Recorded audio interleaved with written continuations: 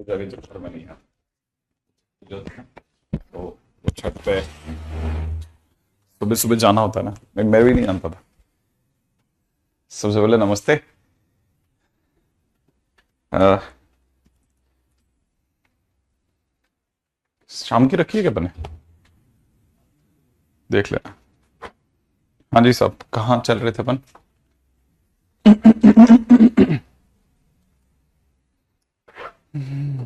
अच्छा, ये तो अपन हो गया था, ये वाला चैप्टर तो। हम्म।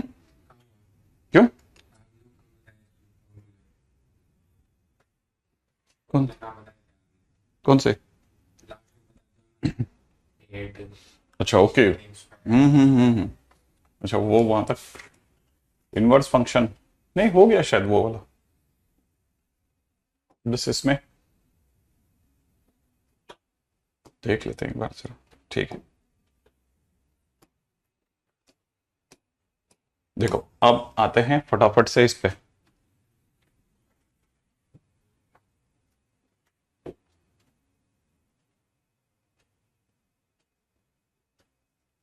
अरे तुम कहाँ अभी वर्ल्ड कप 2 दिन हो गया उसको, खत्म हो गया वो। अमन को हैप्पी हैप्पी वाला बर्थडे।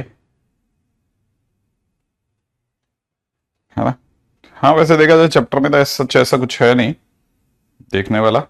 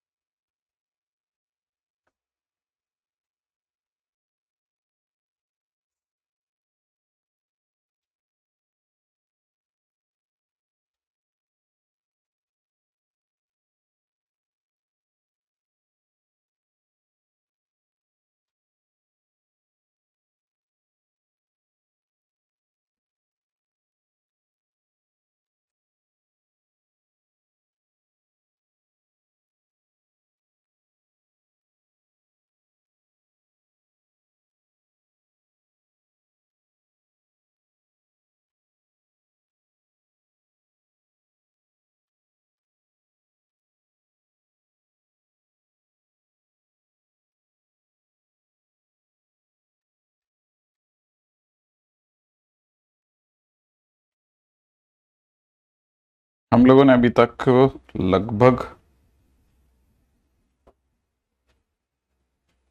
हर प्रकार के क्वेश्चंस देख लिए होने चाहिए थे वैसे तो। फिर भी इक्का दुक्का कुछ और टाइटल अगर बच रहा है तो वो भी अपन देख लेते हैं।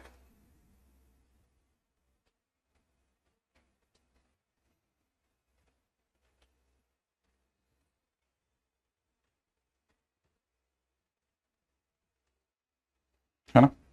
जैसे कुछ स्टैंडर्ड रिजल्ट हैं, उस पे कुछ क्वेश्चंस हो सकते हैं। स्टैंडर्ड रिजल्ट्स,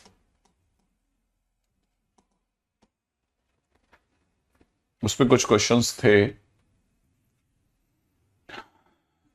इसकी शीट अभी तक अपलोड नहीं हुई क्या ये इसकी? जैसे area bounded between y square is equal to 4x and x square is equal to 4by is equal to 16ab/3 होता है। ये एक स्टैंडर्ड रिजल्ट है, राइट है? अच्छा, ये एक स्टैंडर्ड रिजल्ट है, लेकिन हम इस स्टैंडर्ड रिजल्ट को कुछ 4a into 4b/3 भी लिख सकते हैं। और मैं कहता हूं ज्यादा बेटर ये रहेगा कि हम 4a लिखे ही नहीं, हम तो लिखें coefficient of x multiplied by coefficient of y by 3 straight. अगर हम ये लिखेंगे तो हमारे लिए ऐसा कर पाना ज्यादा आसान रहेगा। कहने का मतलब ये कि y square is equal to 4ax का ग्राफ ऐसा होता है, x square is equal to 4by का ग्राफ ऐसा होता है, और बीच में ये जो पत्ती बनती है जो दोनों के बीच का एरिया है, उसकी वैल्यू हमेशा ये निकलती है, नंबर 1। अच्छा, अगर ये है तो ये साथ में दो बातें और याद रखना, है ना? एक तो ये कि ये दोनों का पॉइंट ऑफ इंटरसेक्शन 0 0 है। दूसरा, ये वाला पॉइंट ऑफ इंटरसेक्शन 4a की पावर 2/3 b की पावर 1/3 कॉमा 4 ए की पावर 1/3 बी की पावर 2/3 होगा। ये भी याद रख लेना, कभी कभी इसकी भी जरूरत पड़ती है एक। ठीक है ना? हाँ तो अपलोड करवा देना ये तो याद करके अभी। ठीक है, सेकेंड है ना, एक स्टैंडर्ड रिजल्ट ये रहा। मतलब ये सब वो चीजें जो बहुत काम की हैं, जिनको अपने को याद रखना है कि कल को इसी चीजों में मिस्टेक ना हो जाए हमसे, है ना। एक स्टैंडर्ड रिजल्ट है, कल को ये रह जाता है तो कई बार अपने दिमाग में ऐसा रहता है कि क्वेश्चंस में करने का कोई सीधा रास्ता अगर होता तो ज्यादा बेटर रहता है ना। तो एक ये वाला स्टैंडर्ड रिजल्ट, एक स्टैंडर्ड रिजल्ट और है। ठीक है, वो है सेकंड नंबर पे कि area bounded between y square is equal to 4ax and line y equal to mx is equal to 8a cube upon 3m square. सही है, 8a cube upon 3m square. इसमें थोड़ा उल्टा है, 8a square upon 3m cube है।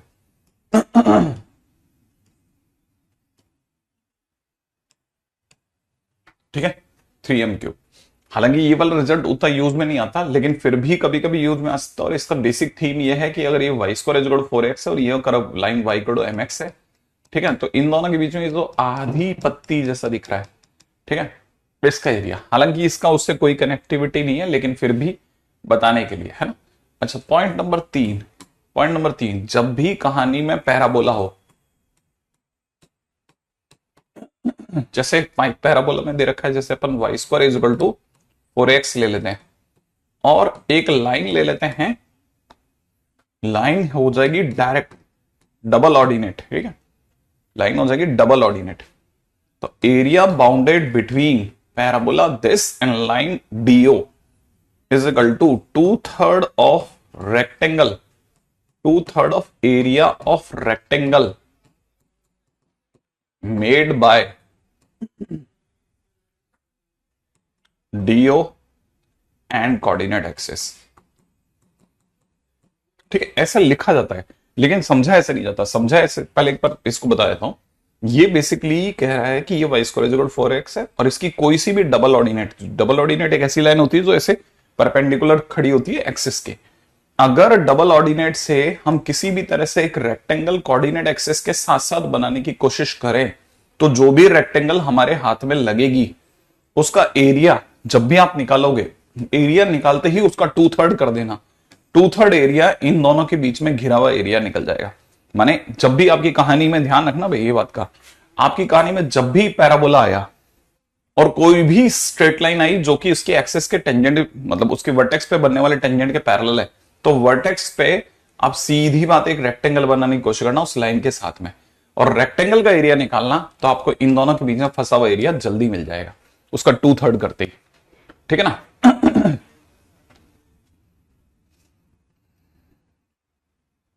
ठीक है, तो ये तो हो गया एरिया की बात।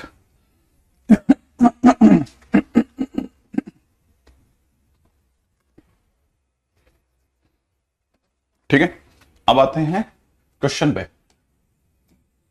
Area bounded between y equal to root x and x is equal to root y question mark.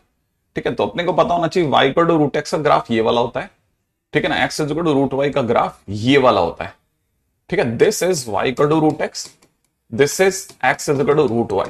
अपने पास दोनों के ग्राफ अवेलेबल। इनके बीच का एरिया बिल्कुल वही है जो पत्ती का एरिया। फिर भी आप ऐसे भी समझ सकते हैं कि ये जो दिया गया है ये y square is equal to x है, और ये जो दिया जा रहा है ये x square is equal to y है। ठीक है, आप स्क्वायरिंग करेंगे तो यही मिलेगा, है ना। बस स्क्वायरिंग करने पे एक नेगेटिव साइड इस साइड की और एक नीचे की साइड बढ़ जाएगी, लेकिन अगर देखा जाए तो मेन एरिया वैसा ही याद। अब अगर देखा जाए तो इन दोनों के बीच में फंसा हुआ एरिया ये रहा। अब देखो यहां पे मेरा इस एरिया का वैल्यू मांगना हुआ और आपका दिमाग इस पे चलना हुआ कि एक्स का कोफिशिएंट कितना है 1, y का कोफिशिएंट कितना है 1 डिवाइड बाई 3, तो आंसर विल बी 1/3। एग्जैक्टली संदेश, एग्जैक्टली इनफिलेबल, दोनों का जवाब एकदम जबरदस्त धांसू वाला। ठीक है, अच्छा नेक्स्ट क्वेश्चन। ठीक है, अगले क्वेश्चन पे चलते हैं। अगला क्वेश्चन है find area bounded between y is equal to दे रखा है 2x minus x square and y plus 3 equal to 0, y plus 3 equal to 0। मान लो जैसे क्वेश्चन में ये दे दिया गया,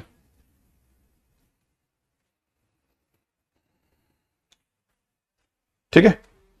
अब अगर ऐसा दे रखा है तो कैसे जाएंगे भाई, ठीक है। अगर इसकी बात की जाएगी तो कैसे जाएंगे, 2x माइनस एक्स स्क्वायर, ठीक है। देखो हमारे को जो दो कर्व दे रखे हैं, एक तो दे रखा है कर्व 1, वो दे रखा है y equal to 2x minus x square, और एक कर्व 2 दे रखा है y प्लस 3 इक्वल टू 0, जो कि अपने आप में y इक्वल टू माइनस 3 जैसा है। इसका अगर मेरे से कोई ग्राफ पूछेगा ना, तो मैं कहूंगा कि आप सर इसमें से x कॉमन ले लो, x के कॉमन लेते हैं अंदर 2 माइनस एक्स बचेगा, और ढंग से देखा जाए तो माइनस कॉमन लेने पे x माइनस 2 बचेगा। और अगर आप टर्निंग पॉइंट देखते हैं तो एक टर्निंग पॉइंट 0, एक टर्निंग पॉइंट 2 है। यहां बाहर माइनस है, माइनस फिर प्लस फिर माइनस, ऐसा दिखेगा। और अगर ऐसा दिखेगा तो प्लस करते ही डोम ऊपर होगा, ठीक है ना। तो प्लस करते ही क्या होगा, डोम ऊपर की तरफ जाएगा ऐसे, और माइनस करते ही नीचे की तरफ जाएगा। तो ये हमारे पास में एरिया बनेगा, ठीक है। अच्छा, अब इसमें भी ये तो बना पहले वाले का ग्राफ, फर्स्ट का कर्व 1 का ग्राफ बना। कर्व 2 का graph y equal to minus 3 है, y इक्वल टू माइनस 3 नीचे से कहीं पैरेलल जाने वाली लाइन होगी। अच्छा, अगर ये है तो देखो साहब बिल्कुल वही एरिया मांगा जा रहा है जिसके बारे में हमने बात करी थी।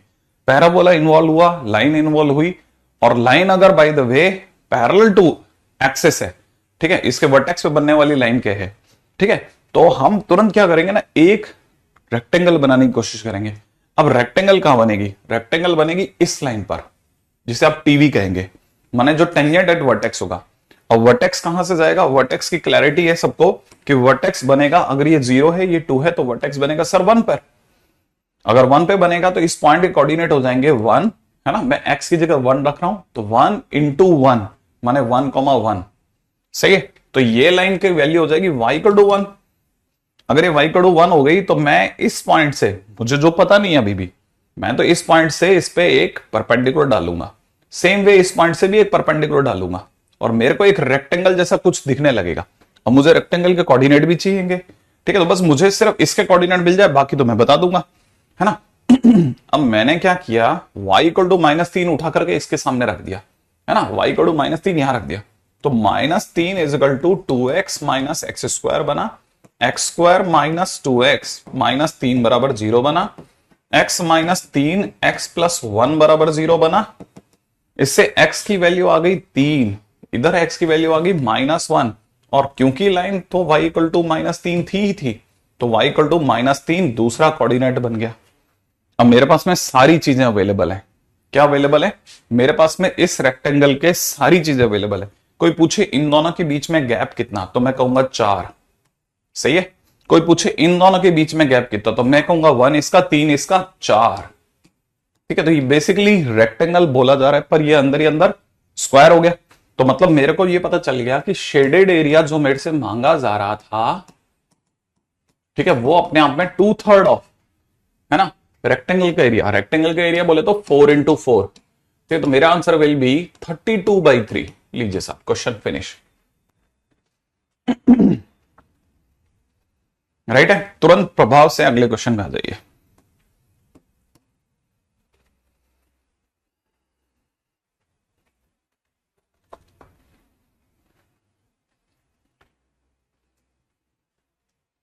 ठीक है, अच्छा, अब आया अगला क्वेश्चन।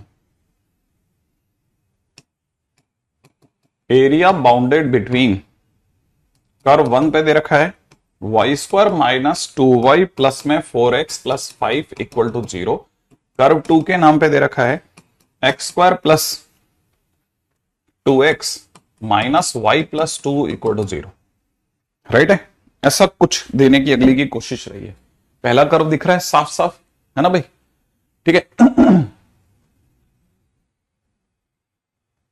नहीं, सिंपल जिस तरह का भी पैराबोला है जिसके अंदर भी गारंटेड हो, आप बस वो टेढ़ा नहीं होना चाहिए ना, हर उस पैराबोला के लिए वैलिड है। जैसे कर्व 1 की बात करते हैं, कर्व 1 में आपको वाई स्क्वायर माइनस 2y को एक साइड में छोड़ना चाहिए, बाकी पार्टीज को उधर जाने को बोलना चाहिए, क्योंकि आपको अच्छे से पता है वाई स्क्वायर माइनस 2y को +1 की बहुत सख्त जरूरत है। तो +1 अगर आपने इधर किया तो बैलेंस करने के लिए इधर भी जाएंगे, तो आप में से कई बच्चों को यहाँ y माइनस वन का होल स्क्वायर और यहाँ पे -4x -4 दिखेगा, -4 को कॉमन लेते हैं x प्लस 1 दिखेगा। तो अब आप में से कई बच्चों को यहाँ y का स्क्वायर माइनस का 4x दिखने लग जाएगा।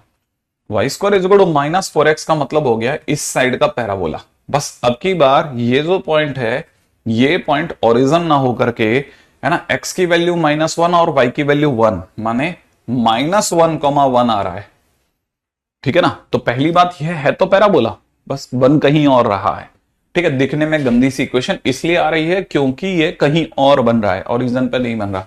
अब कर्व 2 को भी जरा देखिएगा। कर्व 2 की अगर बात करते हैं तो कर्व 2 के अंदर मुझे x स्क्वायर प्लस 2x एक तरफ दिख रहा है, y माइनस 2 को इधर लेके जा रहा हूं मैं, ये जो है ना इसको लेफ्ट हैंड साइड में, ये चिल्ला चिल्ला के 1 मांग रहा है, ये भी चिल्ला चिल्ला करके 1 बैलेंस करने को देना पड़ेगा। यहां पर ये x प्लस 1 का whole square is equal to y minus 1 बनेगा और आप में से कई लोगों को x square is equal to 4y की फील आ जाएगी। सही है ना भाई। अच्छा, अगर ऐसा हो गया तो इसका बनना है ना, ये कहां पे बन रहा है, इसका वर्टेक्स कहां होगा, ठीक है। x की वैल्यू -1 और y की वैल्यू 1, वर्टेक्स -1,1 माने इसी जगह पे होगा। तो जब भी आप इसका ग्राफ बनाएंगे तो -1,1 पर, है ना, ये ऐसा कुछ बनेगा, ठीक है। और फिर से इन दोनों के बीच में बस ये कि इनका ओरिजिनेट कहीं और हो रहा है, पर इनके बीच में बनेगी पत्ती ही, राइट है। तो जैसे ही पत्ती बनेगी तो मुझे पता है अब की बार एरिया की कोई भी बात करेगा तो कोफिशिएंट ऑफ x।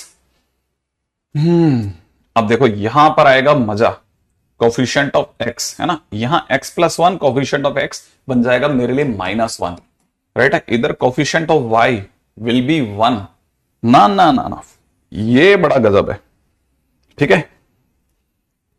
इधर coefficient of x will be -4, ठीक है ना भाई। इधर coefficient of x will be, ठीक है, coefficient of y will be 1 divide by 3, और क्योंकि नेगेटिव आंसर आ रहा है इसलिए मॉडुलस लूंगा ताकि आंसर पॉजिटिव रखा जाए, और 4/3 बोलेंगे भाई। तो आंसर इज 4/3। क्या लेकिन क्लास आपकी ले रहा हूं, मतलब आगे क्या लाइन थी, ठीक है ठीक है। Y square is equal to 4x नहीं आया, उसके जैसा बना, ठीक है। कर्व 2 में पॉइंट सही है, ठीक है। हाँ भाई, तो एरिया इज 4/3।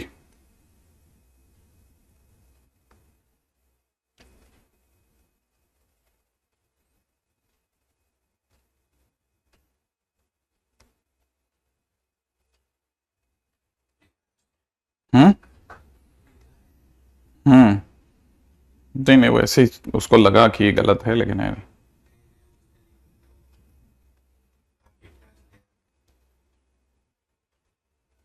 हाँ, नहीं कुछ और कहना चाह रहा है वो।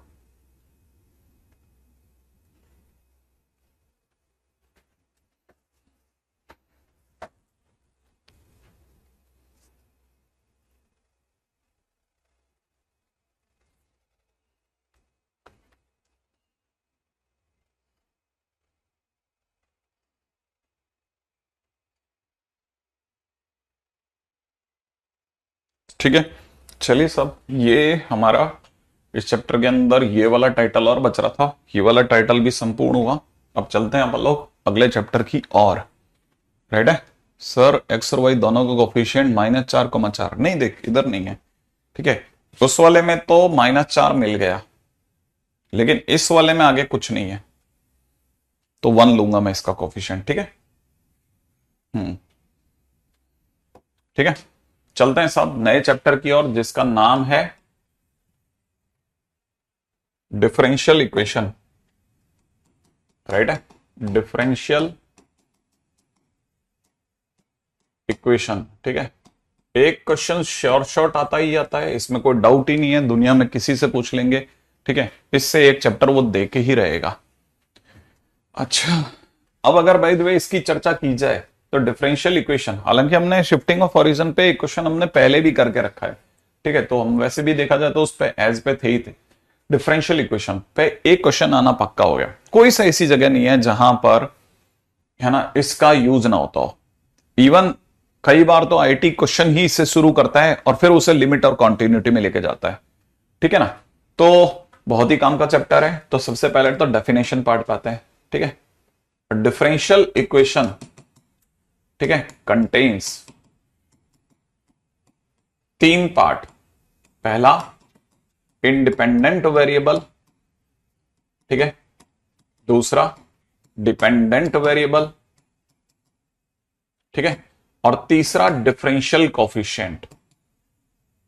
डिफरेंशियल कोफिशिएंट बोला जाए तो d y by d x, d two y by d x square, d three y by d x cube वगैरह वगैरह, ये डिफरेंशियल कोफिशिएंट कहलाते हैं। डिपेंडेंट वेरिएबल होता है, इंडिपेंडेंट वेरिएबल होता है एक्स और डिपेंडेंट वेरिएबल होता है वाई, ठीक है ना। तो वो सारे के सारे क्वेश्चन या वो सारी की सारी इक्वेशंस जिनमें ये तीनों दिखते हैं, ठीक है, डिफरेंशियल इक्वेशन होता है। जैसे कहने का मतलब ये कि कल को किसी ने अगर d two y by d x square, ठीक है ना, 3 टाइम्स माइनस में 4x प्लस में 3y इक्वल टू 0 दे दिया, ठीक है, तो yes it is a differential equation. ये बिल्कुल एक पक्का डिफरेंशियल इक्वेशन है। इवन मैं तो कहता हूं अगर किसी ने d two y by d x square लिखा और पीछे -4x ही लिख दिया तब भी ये डिफरेंशियल इक्वेशन है। बिल्कुल, इसका मतलब y का आना नहीं आना कोई फर्क नहीं पड़ता, राइट है। तीसरी बात, अगर 3d2y by d x square is equal to 4 भी लिख दे, माने x भी हटा दे, तब भी ये डिफरेंशियल इक्वेशन है साहब। अच्छा, तो फिर कब नहीं है? क्या सर इसको भी हटा सकते हैं? नहीं, इसे नहीं हटा सकते। हटाना है x और y तक हटा सकते हो, अगर इसी को हटा दिया तो यही तो मुखड़ा है डिफरेंशियल, इसी से तो आया। तो मतलब इसे नहीं हटा सकते, हाँ इसे नहीं हटा सकते। इसकी जगह पर अगर कल को किसी ने d two y by d x square is equal to 4 ना देकर के a दे दिया होता, तब मैं रोक लगाता कि नहीं अब डिफरेंशियल इक्वेशन नहीं है। तो इसका मतलब ये कि differential equation do not contain arbitrary constant. Arbitrary constant, हम आर्बिट्रेरी कांस्टेंट नहीं लेते, ठीक है। कांस्टेंट के नाम पर सब ले लेंगे लेकिन arbitrary constant are not allowed, ये नहीं लिए जाते। तो याद रखना डिफरेंशियल कोएफिशिएंट, डिफरेंशियल इक्वेशन कब कब है, इसके फर्स्ट 4 पैरामीटर बहुत जरूरी है समझना। अब आते हैं इसके बाद के पॉइंट के ऊपर, ठीक है। अगला पॉइंट, ठीक है, तो वो डिफरेंशियल इक्वेशन। अब इसमें जो दूसरी सबसे इंपॉर्टेंट चीज है that is order of differential equation. सबको पता है order of differential equation is equal to में ऑर्डर ऑफ हाईएस्ट डेरिवेटिव, ठीक है। और ये भी सबको पता रखना है कि dy बाई डी एक्स का ऑर्डर, अगर कोई पूछे, अगर कहानी में dy बाई dx है, ठीक है, अगर highest derivative dy by d x है तो हम कहते हैं कि ऑर्डर 1 हो रहा है। अगर कहानी में d2y by d x square भी है तो हम कहते हैं ऑर्डर 2 हो गया। अगर d3y by d x cube अगर हाईएस्ट डेरिवेटिव है तो ऑर्डर 3 हो गया। हाईएस्ट डेरिवेटिव कौन है उसके हिसाब से डिसीजन होता है। हाईएस्ट डेरिवेटिव कौन है? हाईएस्ट डेरिवेटिव अगर dy बाई dx है तो ऑर्डर 1 की इक्वेशन होगी। अगर d2y by dx square highest है तो 2 की होगी। अगर d3y बाई dx क्यूब है तो ऑर्डर 3 की होगी, राइट है। Next, degree of differential equation is equal two degree of highest derivative. सबसे आसान चीजों में से, कैसे जरा समझिएगा। मान लीजिए कि किसी ने आपको d2y by d x square का whole cube minus 5 dy by d x की whole power 7 is equal to 3 sin x दे दिया और पूछा बताइए साहब ऑर्डर और डिग्री क्या है। तो आप देखोगे इसमें dy बाई डी एक्स और d2y by d x square में ये बड़ा डेरिवेटिव है तो ये हाईएस्ट डेरिवेटिव हो गया। हाईएस्ट डेरिवेटिव यहां ये है और ये अगर हाईएस्ट डेरिवेटिव है तो इट इज वेरी क्लियर कि आपको साफ साफ दिख रहा है कि इसका ऑर्डर 2 है, क्योंकि d2/dx² का ऑर्डर 2 होता है, और इसकी जो डिग्री है वही पूरी कहानी की डिग्री भी गिनी आएगी, तो डिग्री 3 हो गई, ऑर्डर 2 डिग्री 3, है ना। एक ही बंदा सारे आंसर देगा, dy/dx को we will not consider in, अगर d2/dx² प्रेजेंट है फिर हम dy/dx को कंसीडर नहीं करेंगे, ठीक है ना, याद रखना। यही अब सबका इलाज है, यही सबका इलाज है। हाईएस्ट डेरिवेटिव सर्च करो बस कहानी में, क्या हाईएस्ट डेरिवेटिव कौन है, ठीक है। नेक्स्ट पे बढ़ते हैं, ठीक है। अब इसमें आने वाले कुछ एक रिमार्क जरूर ध्यान रखना, ठीक है। If first remark, if e⁻dy/dx ln dy/dx, ठीक है ना, sin dy/dx, ठीक है ना, cos dy/dx present in differential equation, we say degree undefined. अगर ये प्रेजेंट होते हैं तो हम डिग्री को अनडिफाइंड बोलते हैं उस केस में, ठीक है, उस केस में हम डिग्री को अनडिफाइंड बोलते हैं, याद रखना, ठीक है। Second point, if question have, ठीक है, if question has fractional degree of derivative,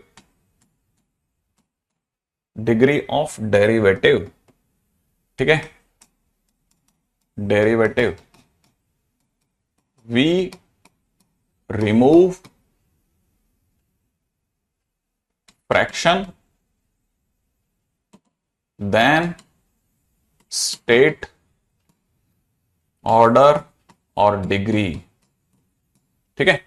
अगर कभी भी कहानी में फ्रैक्शनल डिग्री है तो उस केस में पहले हम उसे हटाएंगे और फिर जाकर के ऑर्डर और डिग्री बोलेंगे, ठीक है। दोनों काम एक साथ नहीं चलाएंगे, याद रख लेना, ये छोटी छोटी क्लिक, है ना।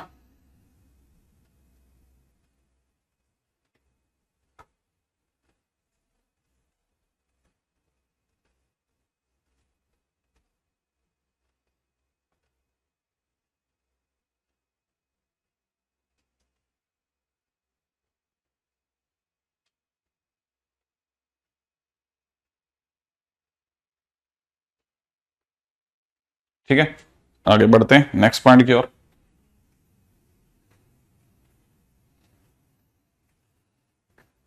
चलो,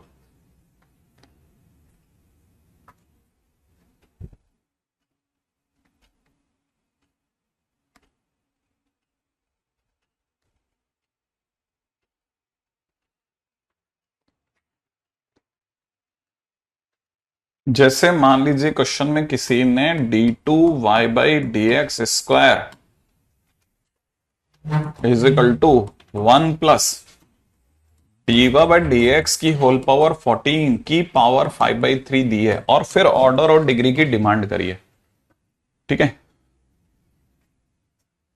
हाँ, स्टेट लिखा मैंने, स्टेट ऑर्डर एंड डिग्री, तभी जाकर के अपन, है ना। जैसे मान लो किसी ने ऐसे दे दिया 5/3, अगर किसी ने ऐसे दे दिया तो हमारे को नजर जाएगी यार फ्रैक्शन डिग्री है। फ्रैक्शनल डिग्री जब तक है डिफरेंशियल इक्वेशन में हम कुछ भी नहीं बोलेंगे। पहले 5/3 को हटाने के लिए हम दोनों साइड क्यूब करते हैं, क्यूब करते ही ये d2y/dx² का होल क्यूब हो जाएगा, और इधर हो जाएगा 1 प्लस dy/dx की होल पावर 14 की पावर 5। सही बात है, इधर कितना हो जाएगा की होल पावर 5, राइट है। अच्छा, जब ये हो जाएगा तब हमारे को पता चलेगा कि नहीं साहब, इस कहानी में हाईएस्ट डेरिवेटिव, इसकी भले डिग्री 14 है, कोई फर्क नहीं पड़ता, लेकिन यहां पर हाईएस्ट डेरिवेटिव यही है, ये हमारा हाईएस्ट डेरिवेटिव है। हाईएस्ट डेरिवेटिव का ऑर्डर ही चलेगा, तो इसका ऑर्डर कितना है 2, इसकी डिग्री कितनी दिख रही है 3, तो इसलिए ऑर्डर 2 डिग्री 3, ये हमारा आंसर हो जाएगा, राइट है। अच्छा, मान लीजिए जैसे क्वेश्चन में दे दिया d5y/dx5 is equal to x ln dy/dx, ठीक है। फिर उसने ऑर्डर और डिग्री की डिमांड करी, कि ऑर्डर और डिग्री बताओ। ठीक है, तो हमारी नजर इस बात पे जाके अटक जाएगी कि l n d y by d x आ गया, और l n d y by d x अगर आ गया तो ये भले ही हाईएस्ट डेरिवेटिव है, उसके बावजूद भी हम सिर्फ ऑर्डर ही बता पाएंगे कि भाई का ऑर्डर 5 है, और डिग्री के बारे में कुछ नहीं बोलेंगे, अनडिफाइंड कह देंगे। ठीक है, क्यों कह देंगे? क्योंकि ये पॉलिनोमियल नहीं बना पा रहा इक्वेशन में। क्यों पॉलिनोमियल नहीं बना पा रहा? क्योंकि ये, ठीक है, एक्सपेंड मार सकता है। ठीक है, ऐसा।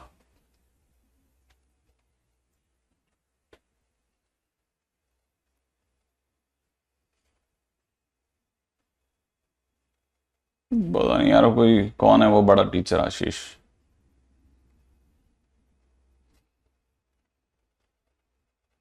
ठीक है, क्वेश्चन में दे रखा है y is equal to l n, bracket में दे रखा है 1 प्लस वाई डैश का whole square upon 2 factorial, y dash का whole cube upon 3 factorial and so on. अगला पूछ रहा है ऑर्डर और डिग्री बताओ भाई। ठीक है, तो उम्मीद है कि सबको पता है कि y की जगह y, ln की जगह ln, और ये सर किसी का एक्सपेंशन लग रहा है, शायद e की पावर y डैश है शायद ये। हाँ, और ln और e का तो लफड़ा है सर, इसका मतलब ये y बराबर y डैश है। हाँ, और अगर ऐसा है तो सर मैं तो इसे dy बाय dx बराबर y लिखना ज्यादा पसंद करूंगा। अगर आपने देखा तो यहां ln और e दोनों हट गया, अगर हट गया तो यहां पे समझ जाओ कि इसका मतलब ऑर्डर 1, डिग्री भी 1।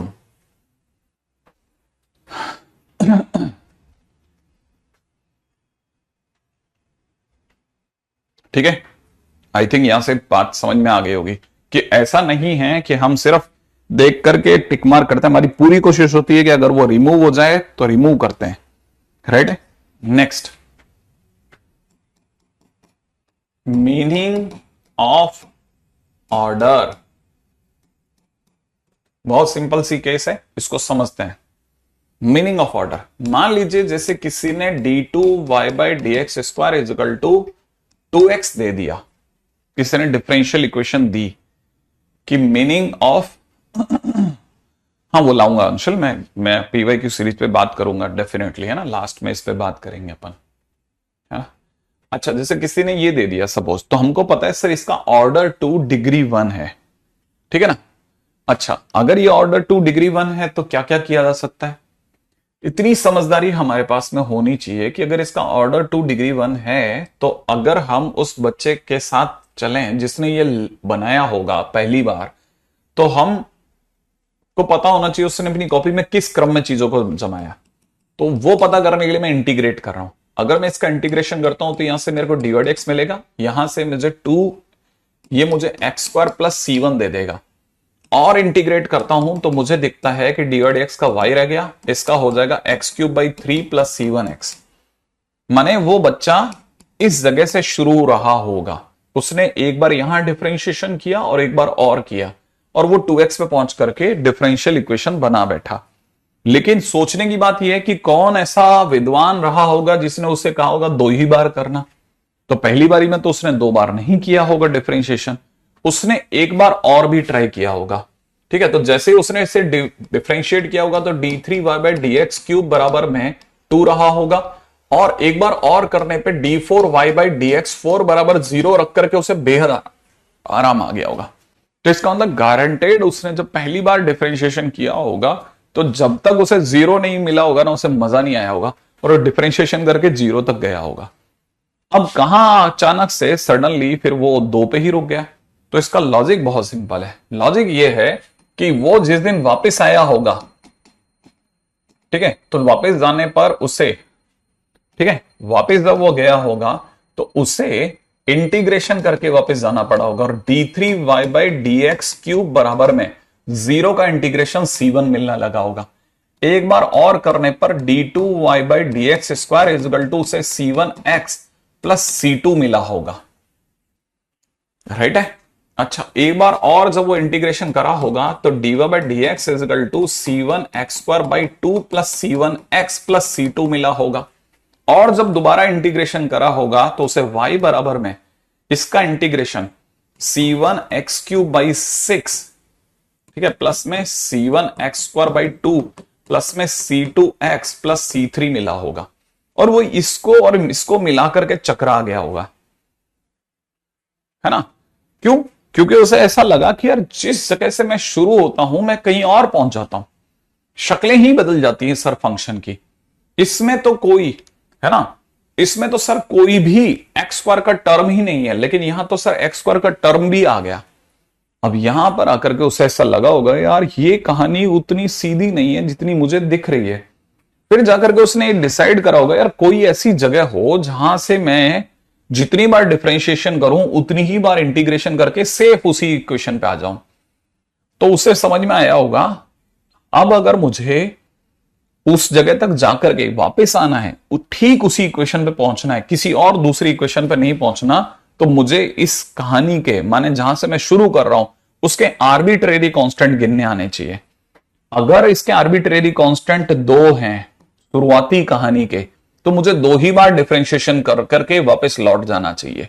तो जब जब भी मैं आर्बिट्रेरी कांस्टेंट गिन करके उतनी ही बार डिफरेंशिएशन करूंगा तो मैं हर बार सुरक्षित घर वापसी कर पाऊंगा, ठीक है। और यहां से एक कहानी चली क्या कि ऑर्डर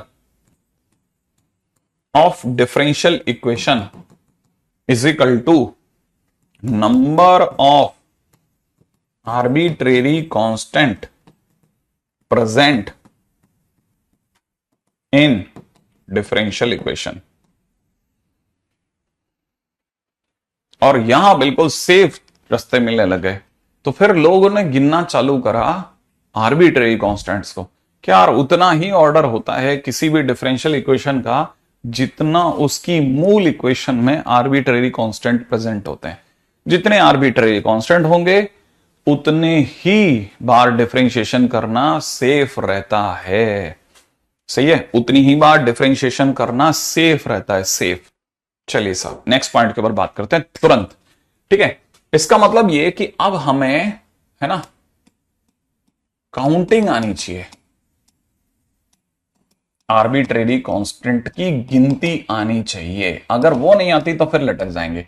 पहली चीज जो समझ में आती है ना बड़े ध्यान से, वो है अगर सर ने मुझे a x square plus b x plus c equal to 0 दे दिया, देन आर्बिट्रेरी कांस्टेंट मुझे दिख रहे हैं तीन, ए बी सी, तीन तीन आर्बिट्रेरी कांस्टेंट दिख रहे हैं। बट मेरा दिमाग मुझे कहता है कि आर्बिट्रेरी कांस्टेंट हमेशा मिनिमम करने होते हैं, मिनिमम करने होते हैं।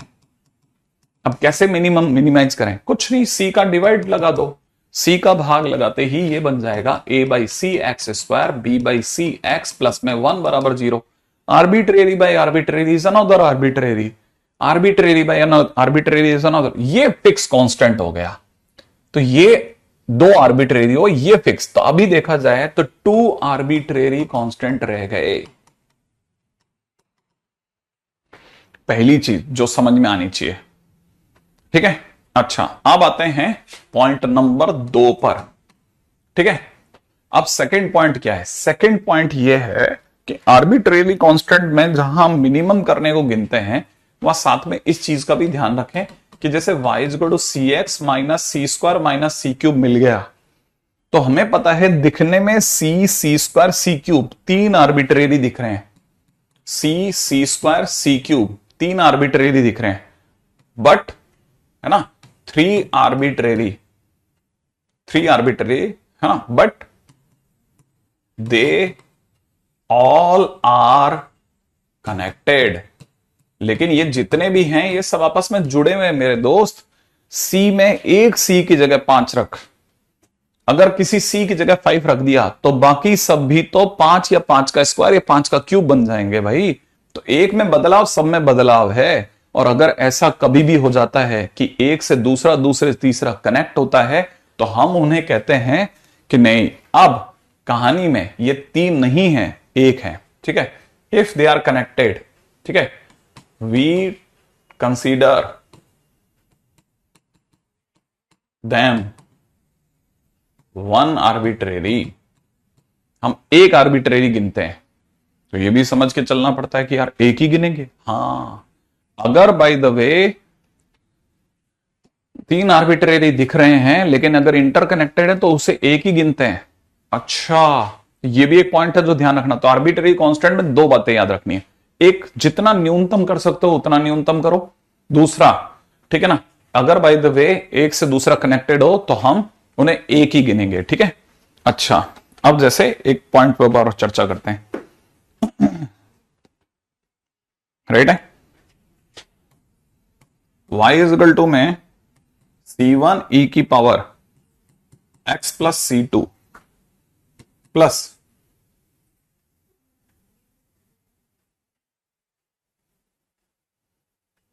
ठीक है c3 e to the power x। ठीक है, c3 e to the power x, मान लो ये दे दिया।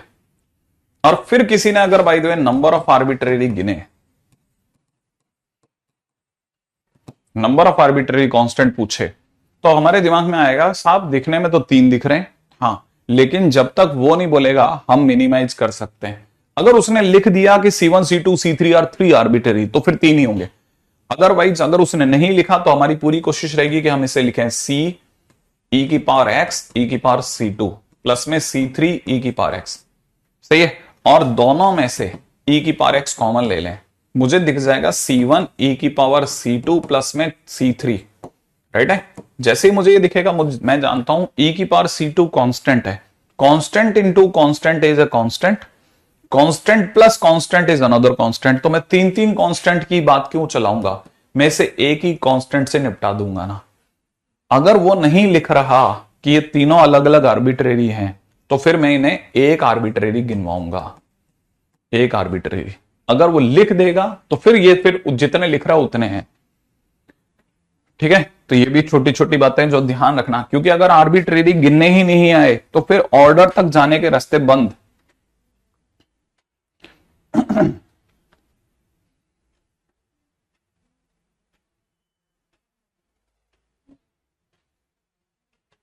ठीक है, एक पॉइंट।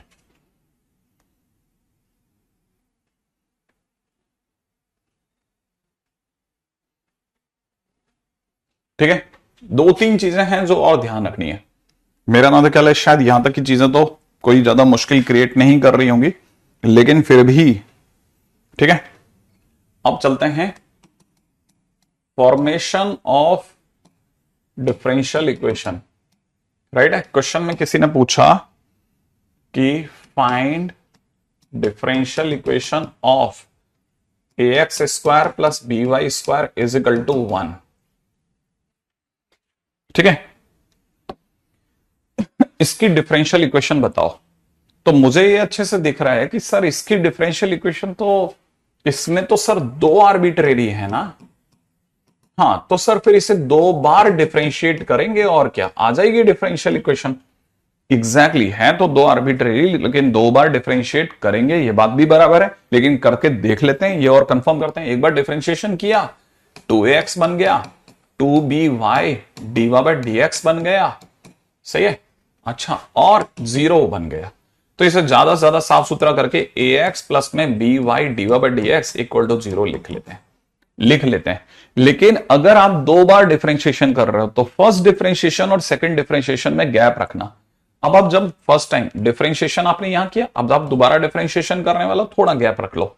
ax का डिफरेंशिएशन a, इधर जब आप डिफरेंशिएशन करोगे तो b, इधर का डिफरेंशिएशन में ध्यान रखना यहां u डॉट भी लग जाएगा, तो यहां हो जाएगा y dx का डिफरेंशिएशन d2y dx स्क्वायर, फिर dy dx साइलेंट, और y का फिर से dy dx, इसलिए होल स्क्वायर बन जाएगा।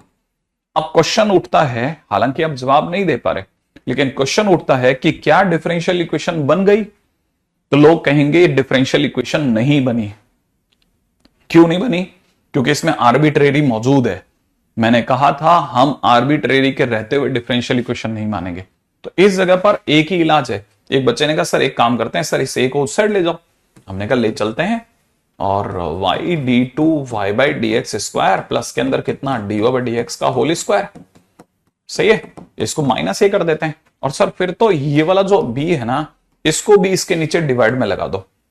क्या अब बन जाएगी आर्बिट्ररी? नहीं, अभी भी नहीं बनेगी, क्योंकि आप आर्बिट्ररी उधर रखते हो या इधर रखते हो, इससे क्या फर्क पड़ता है, ये डिफरेंशियल इक्वेशन नहीं है। अब जब आपकी गाड़ी अटके, जहां आपकी गाड़ी, रूल कहता है, रूल कहता है कि जहां आपकी गाड़ी अटके आप जस्ट उससे पहले वाली इक्वेशन से मदद मांगोगे। सेकंड डिफरेंशिएशन में गाड़ी अटकी है, फर्स्ट से मदद मांगो। फर्स्ट में अटके, मेन इक्वेशन से मदद मांगो। राइट है। अगर बाय द वे आप देख रहे हैं आपकी गाड़ी सेकंड डिफरेंशिएशन में अटकी है, आप फर्स्ट से कहो प्लीज तुम, है ना, -a/b दिला सकते हो क्या? तो अरेंज करेगा। कैसे अरेंज करेगा?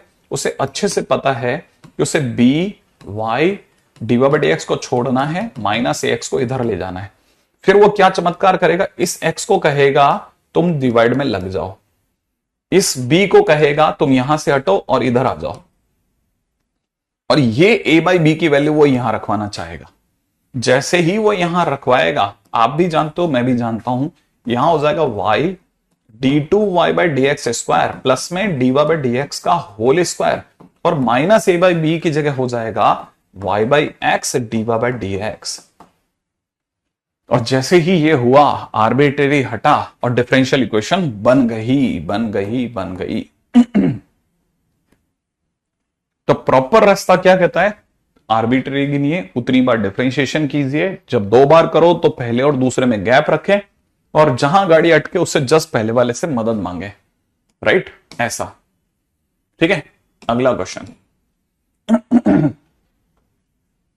ठीक है, find differential equation of all parabolas having axis parallel to y axis.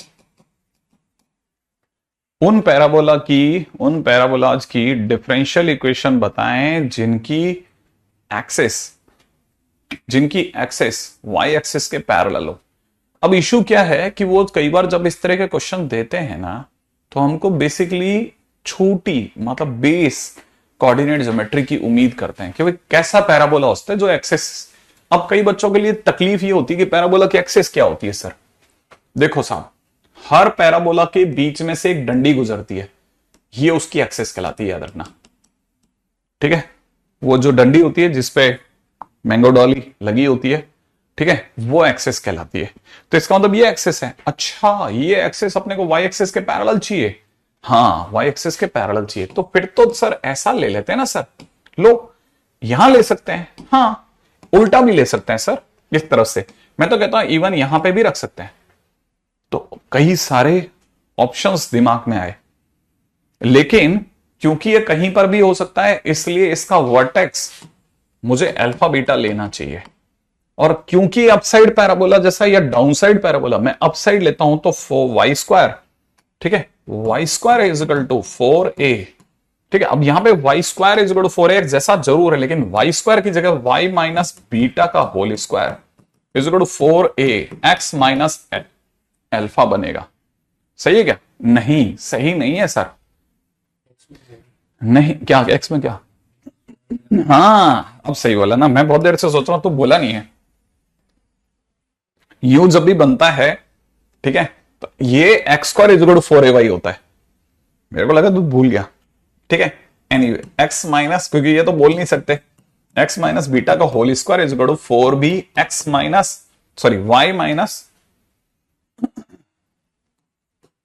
Alpha, ये होगा। ठीक है, x माइनस बीटा का होल स्क्वायर। पहले तो मुझे लगा अब तक तो बाहर आ जानी चाहिए, फिर मेरे यार ये तो बोल ही नहीं सकते, और ये भी नहीं बोल रहा। ठीक है, x माइनस बीटा का whole square is equal to 4b y minus alpha होगा। अब यहां से देख के पता चल जाता है सर इसके तो 3 आर्बिट्रेरी हैं, बीटा, बी और अल्फा, तो 3 बार डिफरेंशिएशन करेंगे। हाँ, आप कर सकते हो, बट मैं इसकी जगह पे एक दूसरा जरूर सिखाता हूं, वही है कि एक सेकंड मेथड और सीखो। नहीं, x माइनस, हाँ ये भी सही पकड़ा था ना, सही है, आज तो गजब, बहुत बढ़िया खेला बेटा। ठीक है, x minus alpha y minus beta. ठीक है, इसकी जगह एक सेकंड मेथड और सिखाता हूं, वो भी इसी का काम कर जाएगा। हर अपवर्ड पैराबोला या डाउनवर्ड पैराबोला को हम क्वाड्रेटिक से दिखा सकते हैं,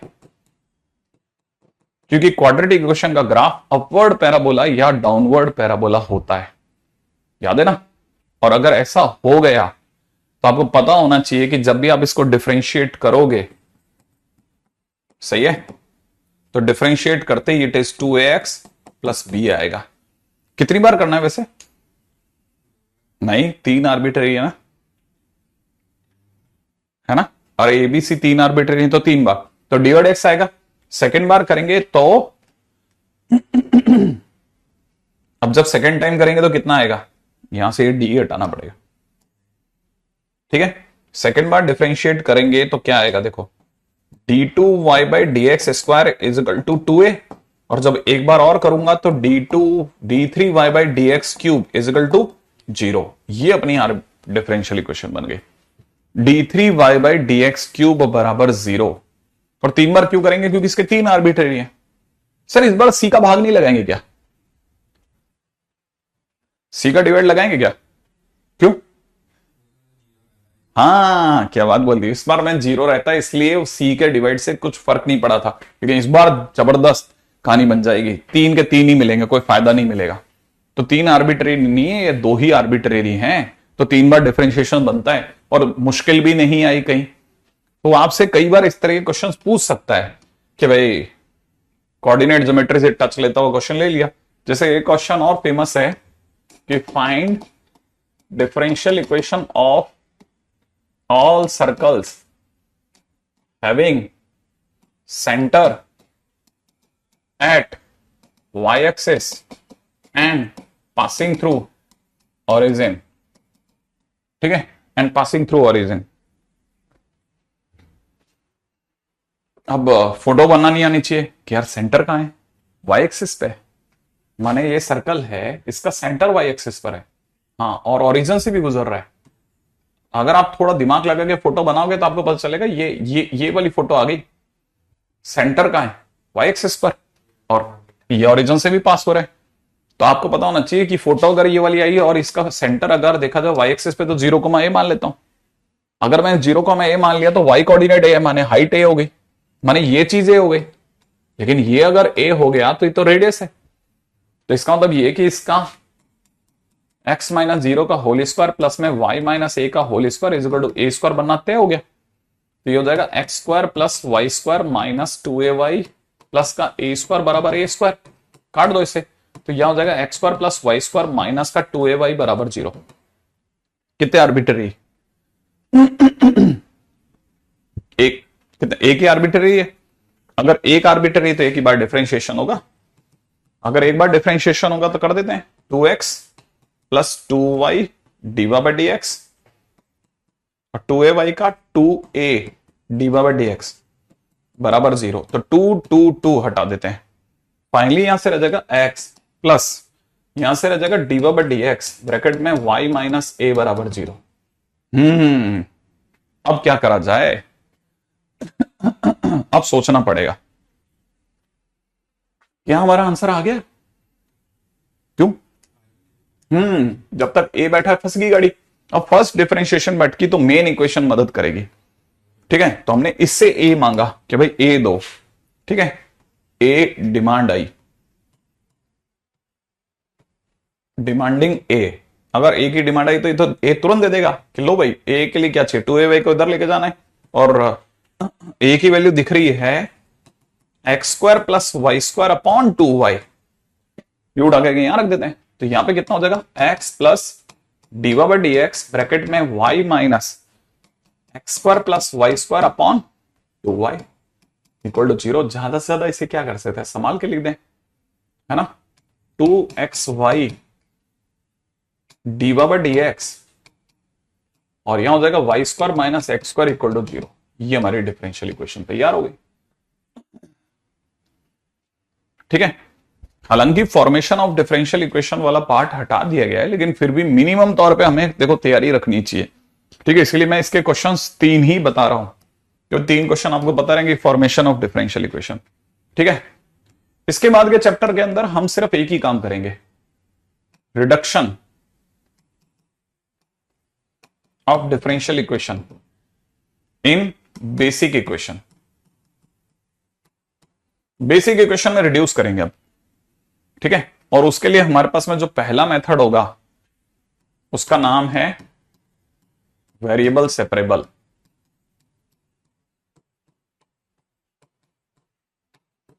और ये हम, ठीक है, कल पढ़ते हैं वेरिएबल सेपरेबल मेथड। आज शाम को एक है क्लास। देखो अभी इन्होंने फाइनल नहीं करा, अगर करेंगे तो करते हैं। अच्छा, और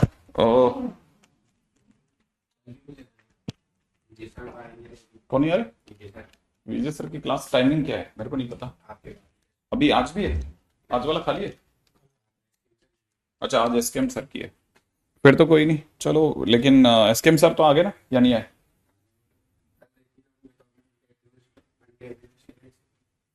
अच्छा, ठीक है।